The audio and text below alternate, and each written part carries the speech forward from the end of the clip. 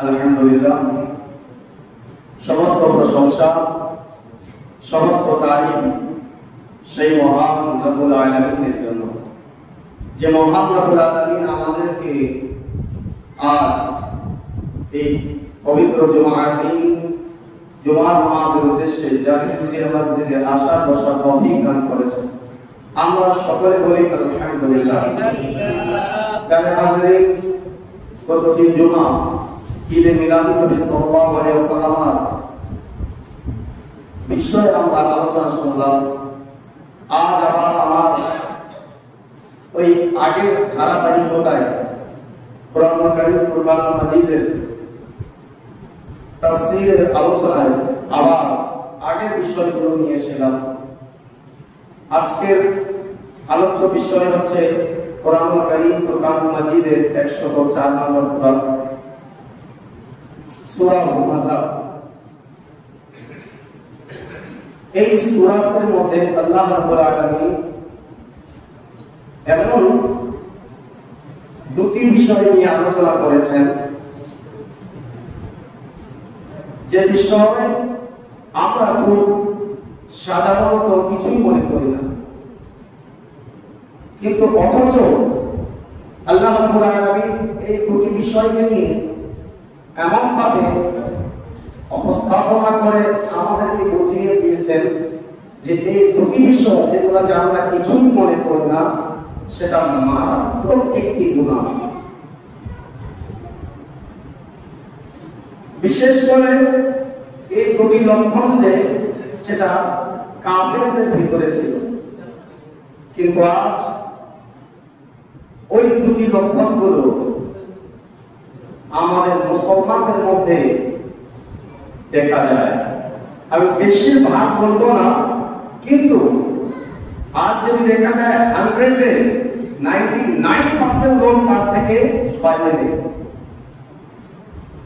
যারা সুফি আছেন, আল্লাহ যারা আছেন, তাদের কথা আলাদা, কিন্তু আজ এমনকি আলেম ওলামা, মুহাদ্দিস মুহাক্কিক, বক্তা, তারাও এই বিষয়গুলো থেকে কিছুই মনে করে না। ওই দুটি বিষয় কি আছে আলোচনা হবে। আল্লাহ রাব্বুল আলামিন ইরশাদ করেন, ওয়াইলুল লিকুল্লি হুমাযাতিন লুমাযা। এই সূরাকে আল্লাহ রাব্বুল আলামিন ওয়াইল দ্বারা শুরু করলেন। যখন সূরা মাউনের তাফসীর হয়েছিল তখন ওয়াইল কি এর ব্যাখ্যা করেছিলাম। আরেকবার শুধু স্মরণ করে দিচ্ছি, ওয়াইল কেউ কেউ বলেছেন হালাকি, আল ওয়াইলু আল হালাক, আল আযাব। কেউ বলেছেন ওয়াইল মানে কি হালাক, ধ্বংস করে দেওয়া, অথবা কেউ বলেছেন আযাব, আযাবে লিপ্ত হয়ে যাওয়া। কেউ বলেছেন ওয়াইল জাহান্নামের একটি জায়গার নাম। তো দুটাই অর্থ যদি মিলেই অসুবিধা হবে না। জাহান্নামে যারা যাবে সে তো হালাক, ধ্বংস হবে, জাহান্নামে গেলে আযাব তো হবে। তো ওয়াইল একটি জাহান্নামের নাম। আর এর ব্যাপারে মুফাসসিরিনে কেরামগণ বলেছেন ওয়াইল এমন একটি জাহান্নামের জায়গা যে অন্যান্য জাহান্নামগুলো ওয়াইল নামক জায়গা থেকে পানাহ চায় আল্লাহর কাছে, আল্লাহ ওয়াইল নামক জাহান্নাম থেকে আমাদেরকে দূরে রাখুন। এমন ভয়াবহ জায়গা ওয়াইল, ওয়াইল একটি জাহান্নাম। আল্লাহ রাব্বুল আলামিন সূরা হুমাযাকে শুরু করলেন ওয়াইল দ্বারা। ওয়াইলুল লিকুল্লি, ওয়াইলুল কুল্লি হুমাযাতিন লুমাযা। ওয়াইল হলো তাদের জন্য, এই ওয়াইল জাহান্নাম ওই সমস্ত ব্যক্তিদের জন্য, কাদের জন্য? কুল্লি হুমাযা লুমাযা, যারা হুমাযা করে, যারা লুমাযা করে। আবার বলে কে হুমাযা লুমাযা কেন? হুমাযা লুমাযা প্রত্যেক হুমাযা এবং লুমাযাকারী ব্যক্তিদের জন্য কি আছে? ওয়াইল আছে, ওয়াইল জাহান্নাম। হুমাযা এবং লুমাযা তাফসীর কারকগণ আলাদা আলাদা ব্যাখ্যা করেছেন। কেউ তো হুমাযা এবং লুমাযাকে একই অর্থে নিয়েছেন পরনিন্দা, গীবত করা, চুগলি করা, কাউকে লাঞ্ছিত করা, আলাদা আলাদা ব্যাখ্যা দিয়েছেন। যে হুমাজা এবং লুমাজা কি একই অর্থ। আমার অন্যান্য মুফাসসিরিন কিরামগণ হুমাজা থেকে আলাদা একটি অর্থ নিলেন এবং লুমাজা থেকে আলাদা একটি অর্থ।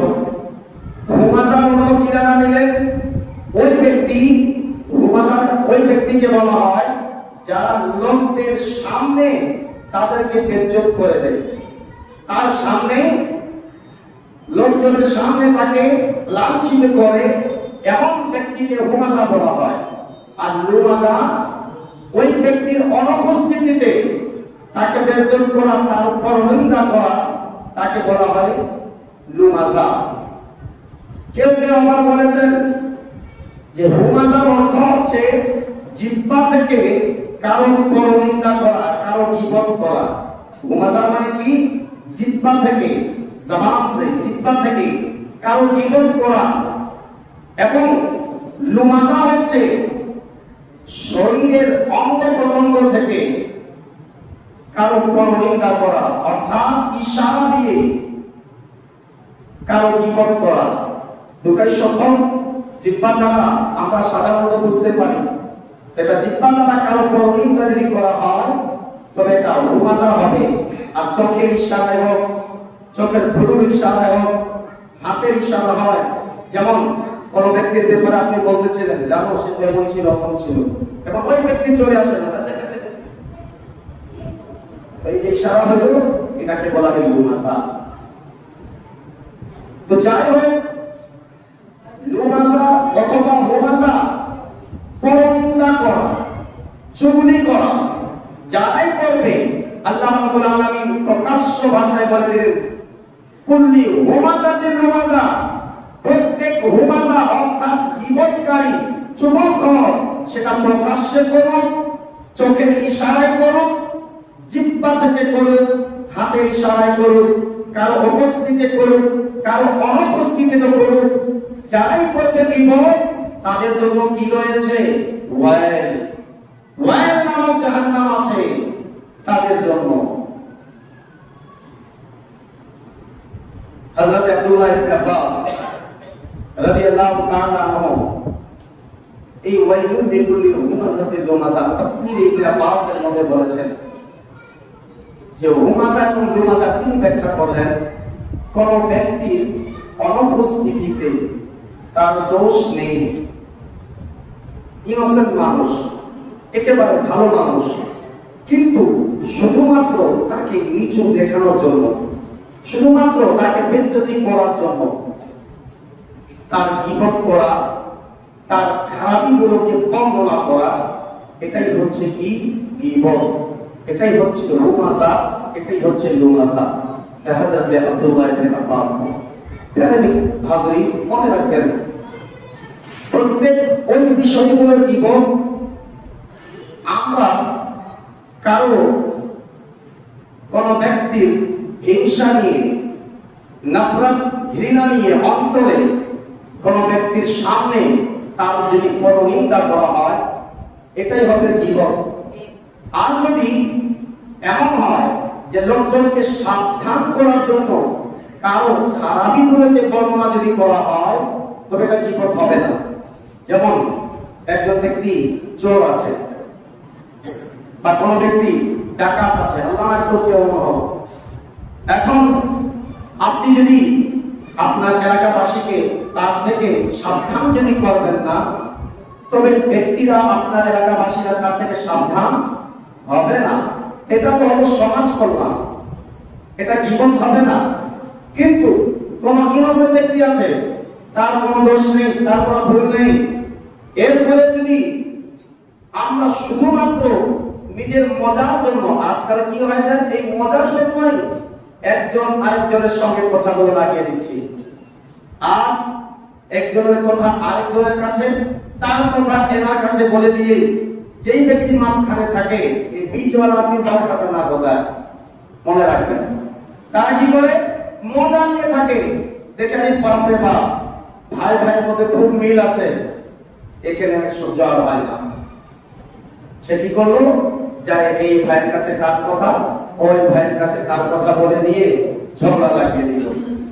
দেখছে স্বামী স্ত্রীর মাঝে ভালো মিল মহব্বত আছে, বাইরের লোক না, যারা চিনা জানা তারাই না, আমাকে সহ্য হয় না, আমার স্বামী আমাকে তো আদর করে না, তার স্বামী তাকে কেন তো আদর করবে, বাস চলে গেল। শাশুড়ি এবং বউয়ের মধ্যে ভালো মহব্বত আছে, শাশুড়ি আমাকে মহব্বত করে না, তাকে করে, আর আমার সহ্য হয় না, কি হয়ে গেল, লাগিয়ে দিলাম একজনের কথা আরেকজনের কাছে, আরেকজনের কথা আরেকজনের কাছে, বাস বলা শুরু। যে এই জিনিসগুলো হয়ে যাচ্ছে কি হুমাজা এবং লুমাজা। আজ যদি ইসলামকে করা হয়, আজ যদি আমি বাইরের কথা বলছি না, আজ আমি বা আমার প্রতিবেশীর কথা বলছি না, আজ আমি বলছি নিজের কথা। আর আপনি যদি আপনার অন্তরকে জিজ্ঞাসা করুন যে আজ আমার দ্বারা গীবত হচ্ছে কি হচ্ছে না, আমি বলবো 99% লোক বেরিয়ে যাবে যে সারাদিন এমন ভাবে পার করে না যে কারো গীবত করে না। আপনি তার কাছে যাবেন, আর আপনি কোন ব্যক্তির ব্যাপারে যদি বলতে চান ভাই ফলানা দিন কাইসা হে, আপনি শুধু একটু জিজ্ঞাসা করলেন সে ব্যক্তি কেমন, 100টি তার ভুল বের করে আপনাকে দেখাই দিবেন। সেটা মসজিদের ইমাম হোক, সে মসজিদের মুয়াজ্জিন হোক, বড় আল্লামা হোক, বড় মুফতি হোক, আপনার এলাকার মেম্বার চেয়ারম্যান হোক, আপনার বড় ভাই হোক, যে কেন লোক হোক না কেন, কেন আজ আমাদের মাঝে একটা জিনিস খেলা হচ্ছে কি, আমি হলাম ভালো, আমার ব্যতীত সবাই হচ্ছে খারাপ। এই কারণে আর আমাদের দ্বারা হুমাজা এবং লুমাজা অর্থাৎ পরনিন্দা সামনে হোক অথবা লোকজনের পিছনে হোক আমরা করে যাচ্ছি। এই অথচ আমরা এটাকে কোনো বড় কাজ মনে করি না, বড় গুনাহ মনে করি না, বাস আমরা এটাই মনে করি আমরা তো নামাজ পড়ছি, 5 ওয়াক্ত মসজিদে আমরা আসছি। তাহলে হাজিরিন মনে রাখবেন, আপনি 5 ওয়াক্ত নামাজ পড়ার পরেও যদি আপনার দ্বারা গীবত হয়ে যায়, আপনার দ্বারা কারো চুগলি হয়ে যায়, তবে আল্লাহ রাব্বুল আলামিনের ওয়াদা অটল আছে, ওই ব্যক্তিদের জন্য আপনি নামাজ তো পড়েছেন কিন্তু গীবত করেছেন, এই গীবতকারীদের জন্য ওয়াইল জাহান্নাম আছে। আজ বুখারী শরীফের হাদিস দেখুন, এবং এই হাদিসের পাঠটি আবু দাউদ শরীফের মধ্যেও আছে, মুসলিম শরীফের হাদিস আছে, মুত্তাফাক আলাইহি হাদিস। আল্লাহর রাসূল সাল্লাল্লাহু আলাইহি ওয়াসাল্লাম সাহাবা کرام রাদিয়াল্লাহু তাআলা আলাইহিম নিয়ে কোথাও যাচ্ছিলেন, সফরে ছিলেন। হঠাৎ করে দুটি কবরকে দেখে আল্লাহর রাসূল সাল্লাল্লাহু আলাইহি ওয়াসাল্লাম থেমে গেলেন। থেমে যাওয়ার পরে সাহাবা کرام রাদিয়াল্লাহু তাআলা আলাইহিম আজমাইনকে বললেন, তোমরা কি জানো এই যে দুটি কবর আছে, এই দুটি কবরে আযাব হচ্ছে, যাও খেজুর গাছের ডাল নিয়ে আসো। এই হাদিসটি কোথায়? বুখারী শরীফে আছে। যারা বুখারী করে এই হাদিসগুলো তাদেরকে আবার দেখা যায় না, কারণ এই হাদিসগুলো যদি বয়ান করে দেয়, বর্ণনা করে দিলে আমার নবীর ইলমে গায়ব প্রকাশ হয়ে যাবে, ঠিক ঠিক। তাহলে হাজরিন বলে যাও খেজুর গাছের একটি ডাল নিয়ে আসো। সাহাবায়ে কেরাম দৌড় দিয়ে গেলেন, খেজুর গাছের একটি ডাল নিয়ে আসলেন। ওই খেজুর গাছের ডাল আল্লাহর রাসূল সাল্লাল্লাহু আলাইহি ওয়াসাল্লাম দুই ভাগে ভাগ করলেন। দুটি কবর ছিল, এক ভাগ একটি কবরের উপরে, অন্য ভাগটি আরেকটি কবরের উপরে রেখে দিলেন। সাহাবায়ে কেরাম নতুন দিকে কাজ দেখেছিলেন। সাহাবায়ে কেরাম রাদিয়াল্লাহু তাআলা আলাইহিম আজমাইনের কাছে যেহেতু তিনারা নতুন নতুন মুসলমান হয়েছিলেন, আল্লাহর রাসূল হায়াতে ছিলেন, আমলগুলো ধীরে ধীরে এসেছে, একবার সব আমল আসেনি। তিনারা চিন্তা করলেন এটা কোনো নতুন কাজ নাকি, প্রশ্ন করলেন, ইয়া রাসূলুল্লাহ এটা আমাদের জন্য নতুন কোন কাজ? আল্লাহর রাসূল সাল্লাল্লাহু আলাইহি ওয়াসাল্লাম বললেন, তোমরা জানো এই যে দুটি কবর আছে, এই দুটি কবরে আযাব হচ্ছিল, আর এই আযাব মানুষদের হিসাবে, মানুষদের অনুমান অনুযায়ী কোন বড় কারণে নয়। আজ যেটা আমরা চিন্তা করি যে বড় গুনাহ মানে কি, মদ পান করা এটাই বড় গুনাহ। আজ আমরা মনে করি জুয়া খেলা, আজ তো আমার মনে হয় আমাদের সমাজে জুয়া খেলাকে বড় গুনাহ মনে করা হয় না, অথচ কোরআনুল কারীমে সরিহ শব্দ দ্বারা, প্রকাশ্য শব্দ থেকে জুয়াকে হারাম বলা হয়েছে। কিন্তু আজ আমার মনে হয় না আমার ছেলেরা, আমার ভাতিজারা, আমার এলাকার ছোট ভাইরা তারা জুয়া খেলছে, থাই খেলছে, কালিয়ান খেলছে, এখন চলছে ক্রিকেট খেলা। এই ক্রিকেট খেলার মধ্যে দোকানে দোকানে টিভি লাগিয়ে দিয়ে লোকজনকে জমা করে বিট লাগানো হচ্ছে। এটা তো অনেক নেকির কাজ, নাই সমাজের মেরি বাধা, অনেক নেকির কাজ এটা। জোরে বলুন না, কি আছে এটা? জোরে বলুন, আরো জোরে। গুনাহের কাজ, গুনাহের কাজ কেউ যদি করে আর কেউ সেই জায়গায় গিয়ে যদি মজা নেই, সে কি গুনাহগার হবে কি হবে না? আজ বলুন আমরা কোথায় আছি? আজ আমাদের এলাকাতেই মসজিদের পাশেই হোক বা একটু দূরে হোক, যেই জায়গায় হোক, আমি কারো নাম নিচ্ছি না, কেউ আবার বলবে না ইমাম সাহেব আমার ব্যাপারে বলছেন, আমি ভয়ও করি না। গুনাহ হচ্ছে, বলা আমার দায়িত্ব। প্যারে হাজরিন, টিভি লাগিয়ে দিয়ে এই ক্রিকেট খেলাতে বিট লাগানো হচ্ছে। এখন আপনি বলুন, আমি ওই জায়গায় গিয়ে দাঁড়িয়ে দেখি না ইতনা রন বানা রাহা है, বাংলাদেশ क्या कर रहा है, আফগানিস্তান क्या कर रहा है, আমি দেখি কি করছে, আমি ওই জায়গায় মজা নিচ্ছি। প্যারে হাজির সমর্থন হচ্ছে কিনা? এখন আপনার দোকানে মানলাম আপনি বিট লাগাচ্ছেন না, কিন্তু আপনার দোকানে আপনি টিভি চালু করে আছেন, খেলা চলছে, ওই জায়গায় খেলা, ক্রিকেট খেলা জায়েজ নয়। বাজি লাগে এখন শারীরিক চর্চার জন্য, আপনি এমনি ব্যাগের জন্য যদি নিজে ক্রিকেট খেলতে চান, ওটা আলাদা বিষয় হবে, যেটাতে কোনো ধরনের পিট হবে না। কিন্তু আর যে খেলাগুলো হয়, আমাদের ইন্টারন্যাশনাল খেলাগুলো হয়, বা যেটা পার্টিসিপেট করে কিছু টাকা দিয়ে খেলা হয়, এই ধরনের ক্রিকেট খেলা জায়েজ নয়। প্যারে হাজরিন, এগুলো হারাম আছে। ওই হারাম খেলাগুলো আপনি টিভি দ্বারা আপনার দোকানে লাগিয়েছেন, যারা যারা দেখবে তারা তো গুনাহগার হবে। আপনার কারণে তারা গুনাহ করছে, তাদের থেকে বেশি আপনাকে আল্লাহ গুনাহগার করবে। আল্লাহু আকবার। এবার আমি মনে করি আজ আমরা জুয়াকে বড় বড় গুনাহ মনে করি না। তাই তো আজ আমার ছেলে থাই খেলছে, বাবা ফখর से कह रहा मेरा बेटा आलू फल चलाता है, मेरा बेटा बिल्डिंग बना रहा है, मेरा बेटा बड़ा जगह जमीन खरीद रहा है। কেন? আজ বাবাও তারা বুঝতেছে জুয়া খেলা বড় গুনাহ না। প্যারে হাজির, জুয়া খেলা তো ছোট গুনাহ নাকি? কোরআনুল কারীমের মধ্যে আল্লাহ রাব্বুল আলামিন এই জুয়ার ব্যাপারে বলে দিয়েছে জুয়া খেলা হারাম।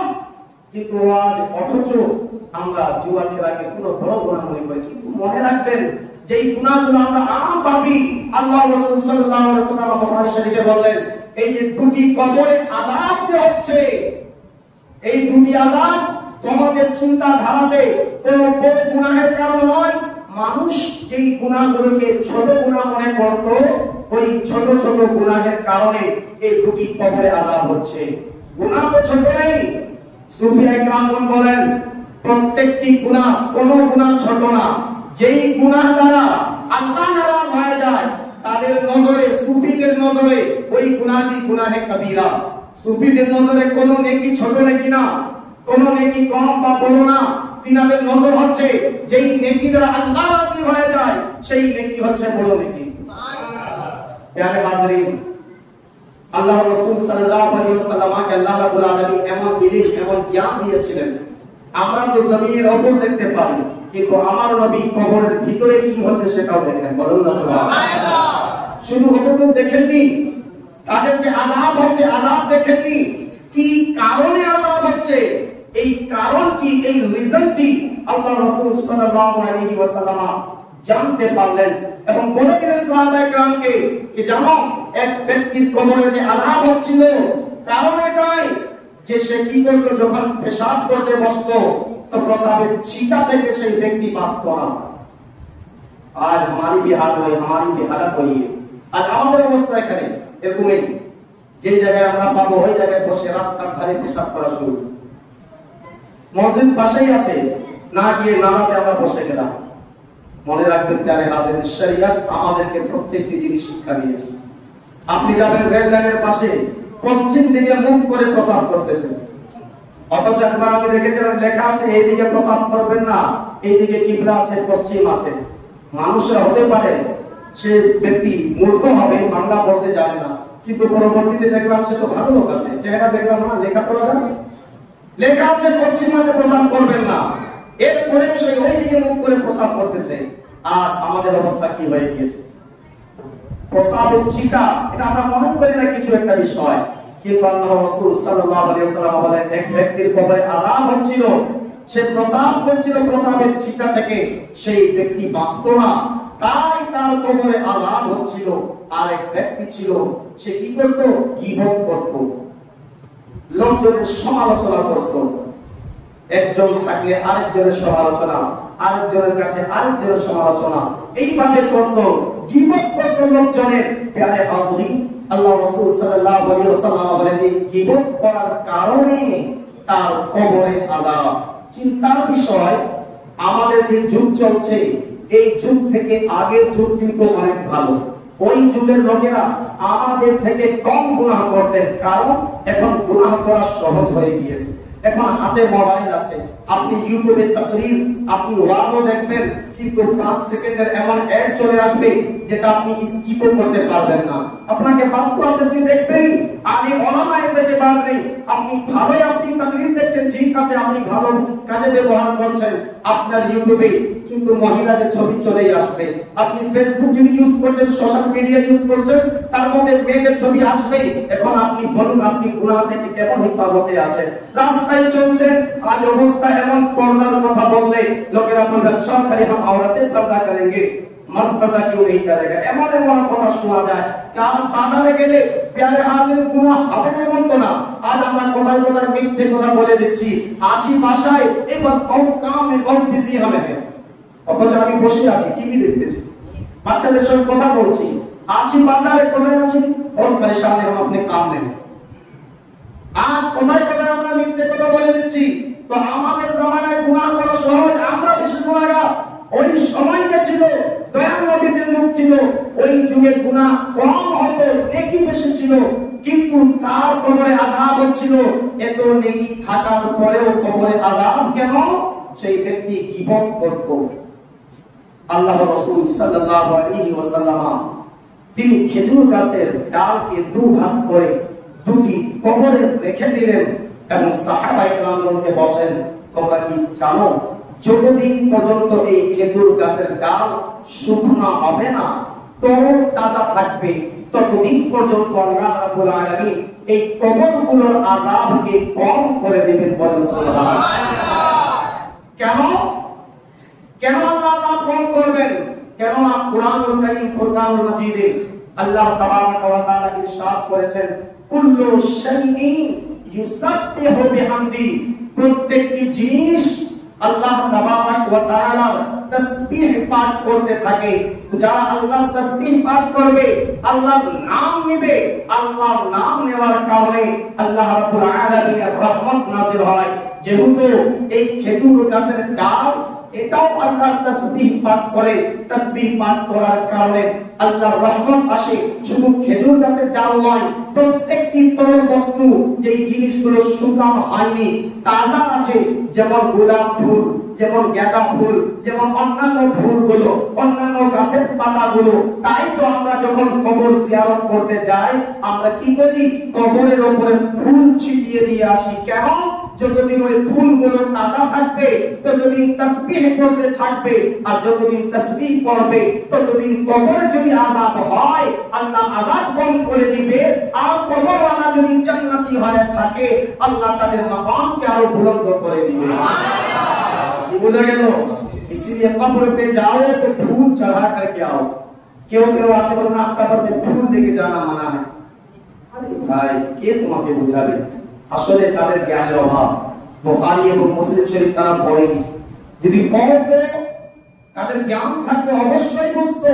যাই হোক প্রিয় হাজরিন, আজ আমার আলোচনা ওই দিকে নয়। আজ আমার কথা হচ্ছে যে দয়াল নবীর যুগ শ্রেষ্ঠ যুগ ছিল। ওই যুগে বান্দা যখন গীবত করেছে, তার কবরে আযাব হয়েছে। আজ তো আগে থেকে আমরা একটু গুনাহ করছি।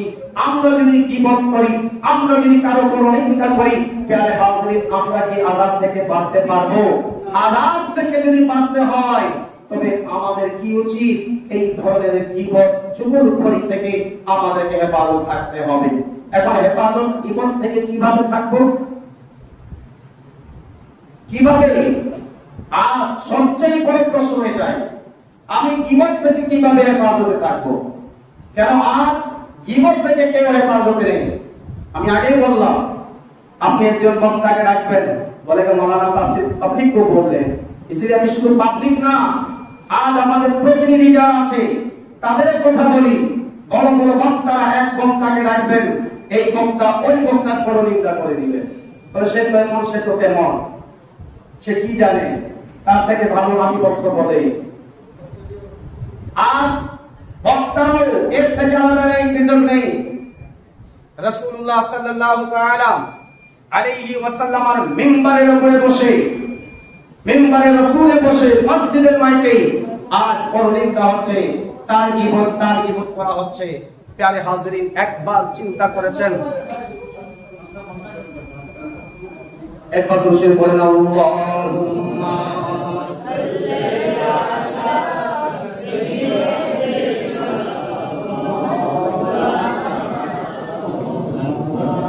ওয়া আলা আলি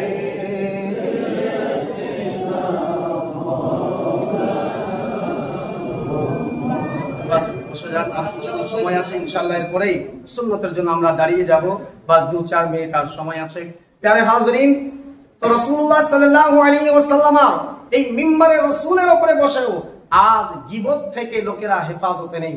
আজ মসজিদের ভিতর হোক, মসজিদের বাহিরে হোক, যেই জায়গায় আমরা দেখছি গীবত আর গীবত ছাড়া, আমি আগেই বলেছি 99% লোক এর ভিতর লিপ্ত আছে। আজ আমরা বুঝি না, গীবত করে ফেলছি। আর গীবত করা কত বড় গুনাহ, এই বুখারী শরীফের হাদিস থেকে আমরা বুঝলাম।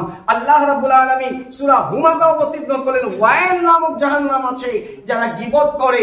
এখন আমার প্রশ্ন হচ্ছে, এই গীবত থেকে আমরা বাঁচবো কি করে? গীবত থেকে আমরা কিভাবে বাঁচতে পারি? কারো চুগলখড়ি থেকে কিভাবে বাঁচতে পারি? তো আগে এটা দেখতে হবে, গীবত কেন করা হয়, গীবত কেন হয়? আমার দ্বারা, আপনার দ্বারা, অন্যান্য ব্যক্তিরা গীবত কেন করেন? গীবত ওই সময় হয়ে যায় যখন কারো প্রতি হিংসা আমাদের চলে আসে, কারো উন্নতি দেখে আমার মনটি যখন জ্বলে। এক বান্দা हमसे कहा যে ফলানা দিনে आपका बहुत पीछे लगा हुआ था, बहुत आपके बारे में उल्टा पुल्टा बोलते। এটা বেশি দিনের কথা না, এটা মনে করেন 1 বছর আগের কথা। আমাকে বলল ফলানা দিনে आपका बहुत पीछे लगा था, अब क्या करें? उसकी तौफीक के पीछे रहना, वो पीछे ही रहे, अल्लाह हमको आगे रखा, हम आगे। এখন যদি এই জায়গায় আমি বলতাম, আচ্ছা সে আমার পিছে লাগছে, ও তো এরকম আছে, ওই তো এরকম আছে। প্যারে হাজরিন, কেউ যদি আপনার গীবত করে, আপনি পাল্টে যদি গীবত করে দিলেন, তার মধ্যে আপনার মধ্যে পার্থক্য কি? কুকুর যদি আপনাকে কামড় দেয়, আপনিও কি কুকুরকে কামড় দিবেন না? কেন দিবেন না? সে তো কুকুর, আমি তো আশরাফুল মাখলুকাত, আমার সেই স্বভাব না। তেমনি ভাবে আজ আমরা যদি বলি সে আমাকে মারলো, हम क्या हाथ में चूड़ी पहने हुए हैं, हमारे अंदर क्या खून नहीं है? अरे मियां, खून अगर है तो उसे हिफाजत करो, काफिर के मुकाबले में इस्तेमाल करो। মানুষ মুসলমানদের উপরে নয়। সেও যদি আপনাকে গীবত করেছে, আল্লামা ইমাম হাসান বসরি, বসরার অনেক বড় তিনি আল্লাহ ওয়ালা আছেন, হযরত ইমাম জাফর সাদিক রাদিয়াল্লাহু তাআলা আনহু জামানায় তিনি ছিলেন।